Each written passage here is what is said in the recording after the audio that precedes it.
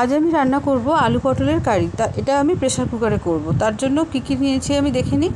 সেটা প্রথমে আমি নিয়েছি এর জন্য দুটো বড় সাইজের আলু এবং একটা মাঝারি সাইজের আলু। আলুগুলোকে আমি টুকরো করে কেটে নিয়েছি, একটু বড় করেই কেটেছি। আর আমি নিয়েছি 6টা মাঝারি সাইজের পটলগুলোকে আমি 2 টুকরো করে কেটে নিয়েছি। নিয়ে এবার আমি প্রেসার কুকারে 1.5 টেবিল স্পুন অয়েল দিয়ে আমি পটলগুলোকে দিয়ে দিলাম। দিয়ে পটলগুলোকে আমি ভালো করে একটু ভেজে নেব। পটলগুলো ভাজা হয়ে গেলে পটলগুলো আমি তুলে নিলাম। এবার এতে আরও 1 টিস্পুন আমি অয়েল দিলাম। দিয়ে এবার অয়েলটা গরম হতে আমি এতে দিয়ে দিচ্ছি 1/4 টিস্পুন গোটা জিরে, 1/2 টিস্পুন ধনে গুঁড়ো, 1/4 টিস্পুন গরম মশলা গুঁড়ো এবং 1/2 টিস্পুন হলুদ গুঁড়ো। এই মশলাগুলোকে আমি একটু ভালো করে ভেজে নিলাম। নিয়ে আমি আলু অ্যাড করলাম। আলুগুলোকে আমি ভালো করে মশলার সাথে মাখিয়ে নিলাম। নিয়ে আমি এতে একটা পেস্ট দেবো। পেস্টটার মধ্যে আছে 2টো ছোটো টমেটো, একটা কাঁচা লঙ্কা আর আছে একটা 1.5 ইঞ্চি সাইজের আদা। এই পেস্টটা দিয়ে আমি ভালো করে মশলাটা আলুর সাথে মাখিয়ে নিয়ে ঠিক 1 মিনিট মিডিয়াম ফ্লেমে প্রেসার কুকারের ঢাকাটাকে ওপর দিয়ে আমি কষতে দেবো। 1 মিনিট হয়ে গেলেই আমার মশলাটা ভাজা হয়ে যাবে।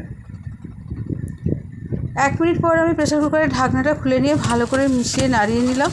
নিয়ে এবার এতে আমি নুন চিনি অ্যাড করব আর জল অ্যাড করব। তার জন্য আমি 1 টিস্পুন নুন দিলাম এবং 1.5 থেকে 2 টিস্পুন চিনি দিলাম। চিনিটা আপনারা আপনাদের স্বাদ মতো বুঝে দেবেন। দিয়ে আমি ভালো করে মিশিয়ে দিলাম। দিয়ে এবার এতে আমি জল দিলাম। জল আমি ঠিক ততটাই দেবো যতটা আলুটা ডুবে থাকে। আমার খুব বেশি ঝোলের দরকার নেই, তাই আমি আলুটা ঠিক দেখুন এই রকম ডুবে থাকবে। এই রকমভাবে আমি জলটা দেবো, পুরো ডুবছে না, কিন্তু কিছুটা ডুবে আছে।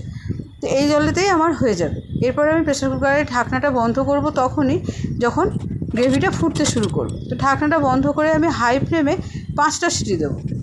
আমার খুব বেশি টাইম লাগবে না। টোটাল রান্নাটা করতে আমার লাগছে 20 মিনিটের মতো। 20 মিনিটের বেশি কখনোই আমার লাগেনি। এবার আমি 5টা সিটি হয়ে যাওয়ার পরে একটা তড়কা প্যানে আমি 1 টিস্পুন অয়েল দিয়ে তাতে 1/4 টিস্পুন গোটা জিরে, 1/4 প্লাস 1/4 মানে 1/2 টিস্পুন গরম মশলা গুঁড়ো দিয়ে আর একটা শুকনো লঙ্কাকে আমি ফাটিয়ে দিয়ে ফোড়ন দিলাম। এবার এই তড়কাটাকে আমি ব্যবহার করব ঝোলের মধ্যে।